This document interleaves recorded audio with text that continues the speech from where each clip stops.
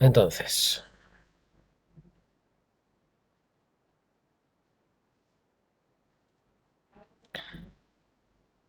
¿qué elementos tenemos en el vehículo que necesitan ser revisados con frecuencia y algunas veces cambiados?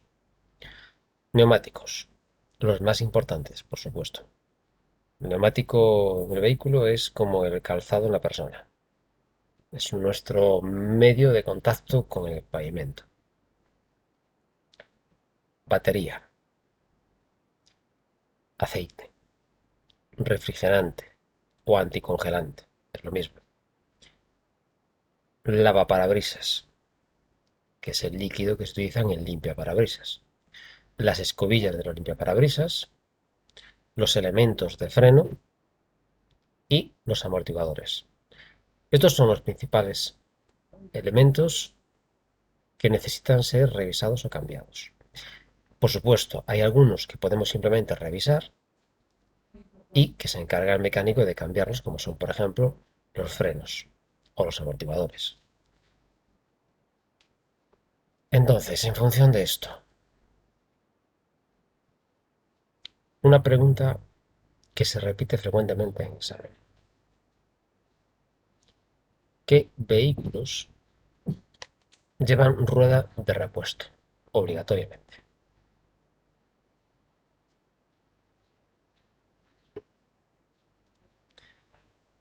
A ver, leo la A. Los turismos, vehículos mixtos, y los destinados a transporte de mercancías con masa máxima autorizada igual o inferior a 3.500 kilos. Exceptuamos de los vehículos de tres ruedas y los cuadriciclos. Bien, ahora comparamos esta respuesta con la B. En la B dice turismos, vehículos mixtos con masa autorizada igual o inferior a 3.500, excepto los vehículos de tres ruedas y cuadriciclos. Y la C, los automóviles, es decir, todos los automóviles. Con lo cual, al leer esto, ya tendríamos que desechar esa pregunta. ¿Por qué? Porque si nos nombran todos los automóviles, están nombrando a los autobuses. Y, por ejemplo, los autobuses no tienen obligación de llevar rueda de repuesto. Así que la C tendríamos que descartarla inmediatamente. Y luego, entre la A y la B, ¿cuál de las dos es más completa? Exacto, la A. ¿Por qué? Porque está incluyendo a vehículos destinados a transporte de mercancías, que serían a furgones, furgonetas y camiones. Y estos, que no superen la masa de 3.500, están obligados a llevar rueda de repuesto o un elemento equivalente. ¿Qué presión deben tener los neumáticos? Aquí es muy fácil. Siempre es la que recomienda el fabricante. Exactamente. El fabricante siempre nos va a proveer de una etiqueta con las presiones que deben llevar todos los neumáticos que tiene el vehículo y que solo se varían cuando vamos de viaje a plena carga, es decir, con mucho equipaje y con una cifra cercana al máximo de ocupantes.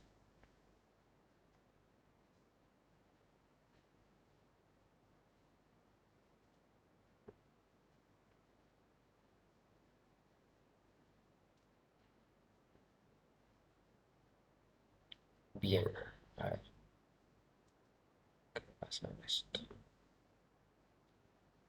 Que no se me mueve. Vale, bien, ahí tenemos. Vale, fijaros en el margen derecho donde se ve ese dibujo del vehículo con la rueda que representa el eje delantero y la rueda que representa el eje trasero. Y en la parte inferior se ven dos líneas horizontal.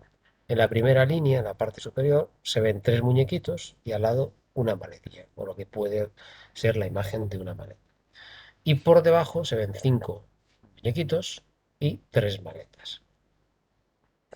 Entonces, si os fijáis en las presiones, veréis que varían de arriba a abajo. Es decir, la de arriba sería la que llevaríamos a diario en trayectos cortos, con poco equipaje, pocos ocupantes. Y la de la parte inferior sería la que pondríamos en caso de salir de vacaciones, de excursión, ¿vale? O tener que llevar el vehículo a plena carga, que sea por motivo de trabajo. Por cierto, esta etiqueta la encontraremos en la parte interior de la puerta del conductor o bien en la parte interior de la puertecilla chiquitita que abre el acceso al depósito de combustible. ¿Tienen los neumáticos una fecha de fabricación?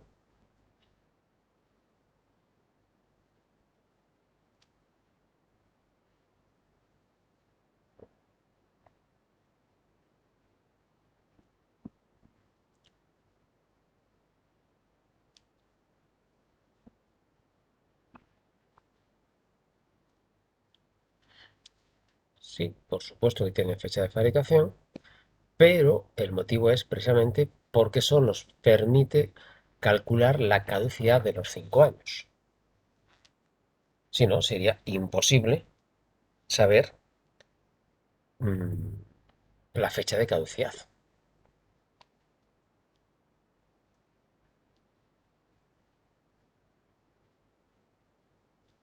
Bien, otra pregunta que sale en examen y que es un poco anecdótica. ¿Qué presión pondríais a la rueda de repuesto? Exacto. Siempre pondremos la más alta de las que nos facilita el fabricante. ¿Por qué? Porque a lo mejor pasan muchos años hasta que realmente necesitemos ese neumático de repuesto. Y todo neumático, con el tiempo y especialmente si está en un hueco oculto, va perdiendo presión sin que nosotros nos enteremos.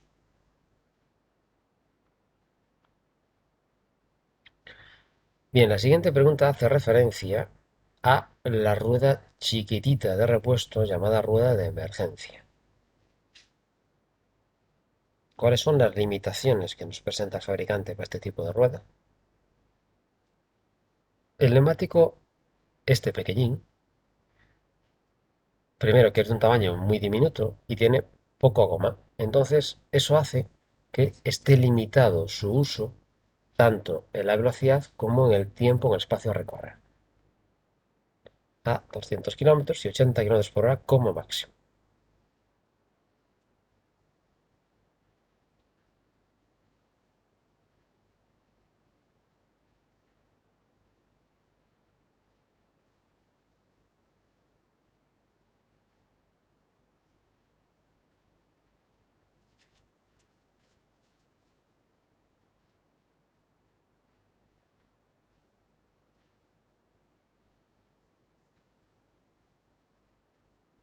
Por supuesto que no.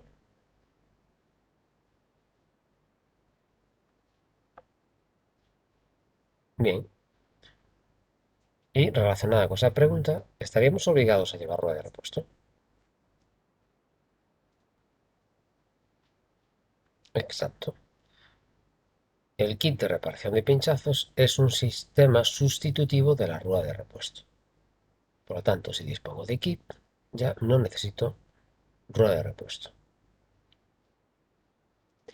Entonces, el aceite que se utiliza para engrasar tiene que cumplir siempre las características que nos ha dado el fabricante.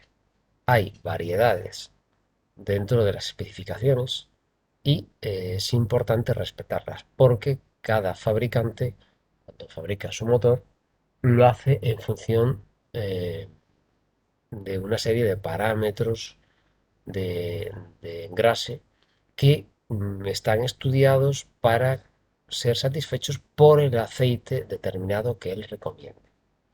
Pero nunca se refiere a marca, sino que se refiere a, repito, las especificaciones API, se llaman así, API.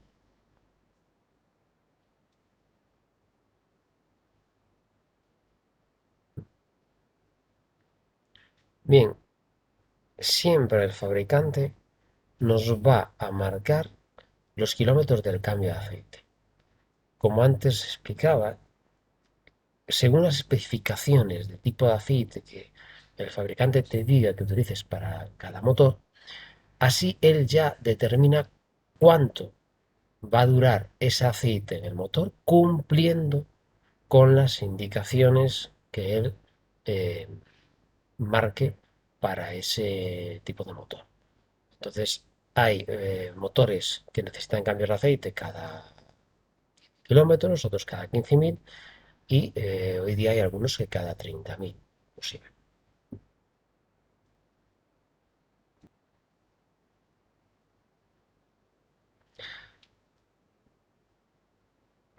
El aceite se debe revisar regularmente porque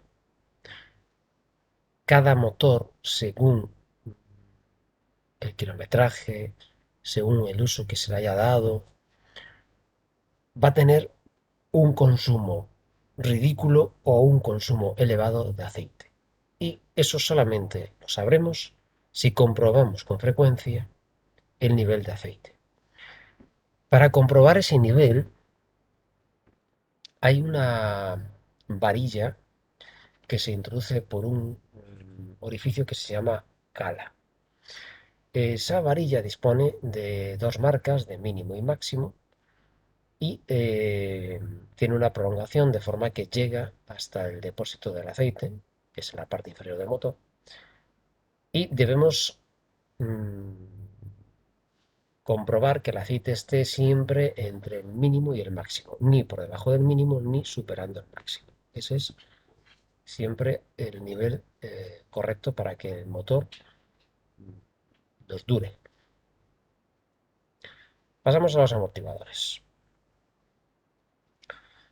Los amortiguadores forman parte del sistema de suspensión. Y además de los amortiguadores, hay otros elementos como puede ser los muelles o las barras estabilizadoras. Pero vamos a centrarnos en los amortiguadores. Para ello, ¿cuál es su función principal?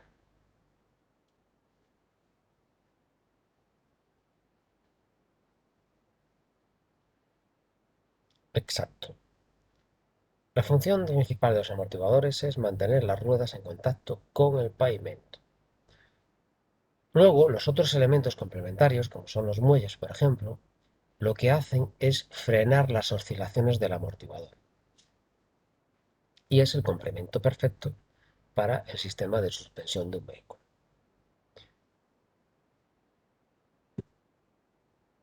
¿Dentro de qué grupo se introducen a los amortiguadores? ¿El grupo de seguridad pasiva, el de activa o el de la dirección? Los amortiguadores son seguridad activa porque están funcionando siempre.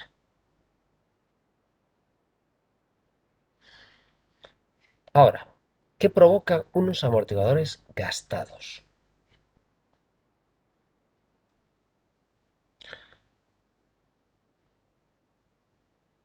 Se afirma que los amortiguadores en mal estado aumentan la distancia de frenado hasta un 35%. El motivo es muy simple. En el caso de los frenazos bruscos por causas de emergencia, algún imprevisto que nos surge, en el vehículo es importante que la capacidad de frenado esté repartida en las cuatro ruedas por igual. Para eso, por un lado está el sistema de frenado, pero luego están los amortiguadores para mantener el vehículo en una posición lo más horizontal posible. Ya de por sí, en la frenada, el peso tiende a irse hacia el eje delantero. Si a esto le sumamos unos amortiguadores gastados, Esto provocaría que todo el peso recayera sobre el eje delantero, sobreforzando a esos frenos y provocando que el eje trasero tienda a despegarse del suelo, con lo cual la eficacia de la frenada se reduce muchísimo.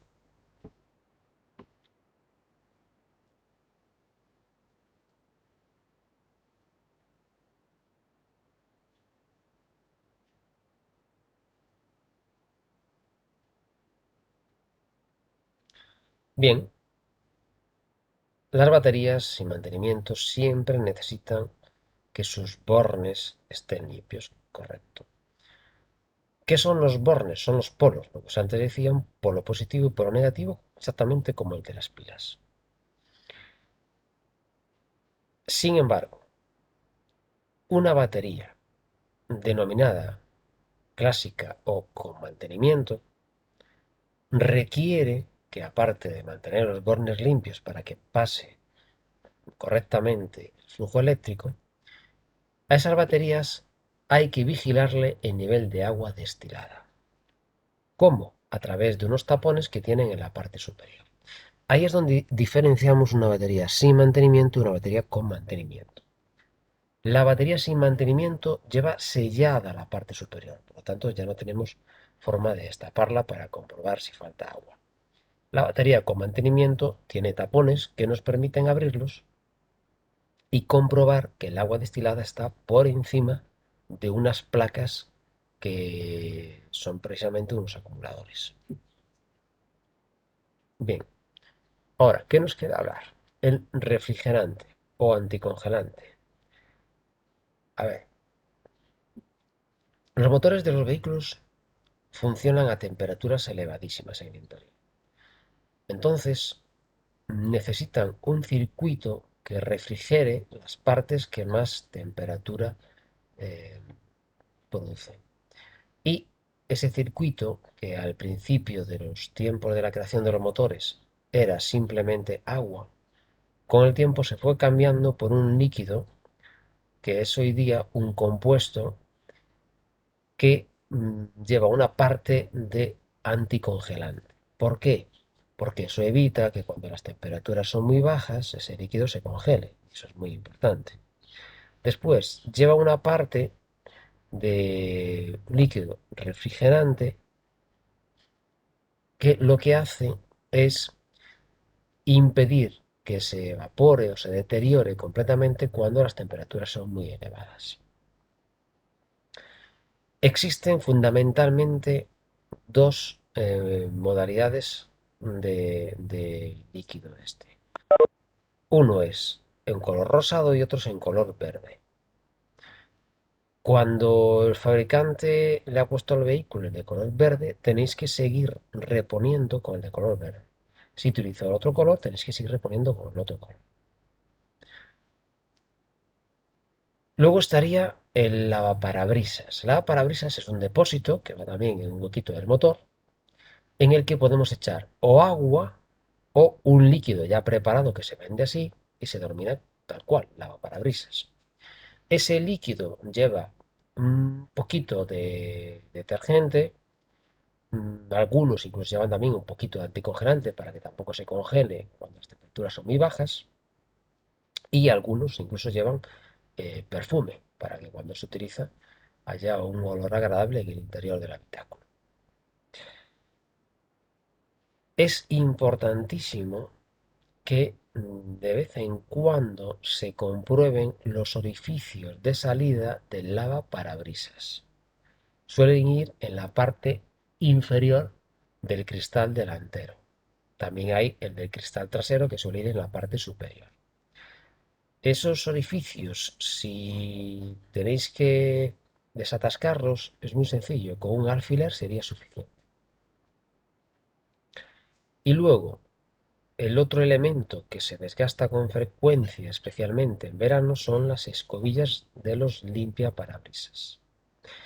Se deterioran especialmente con el calor.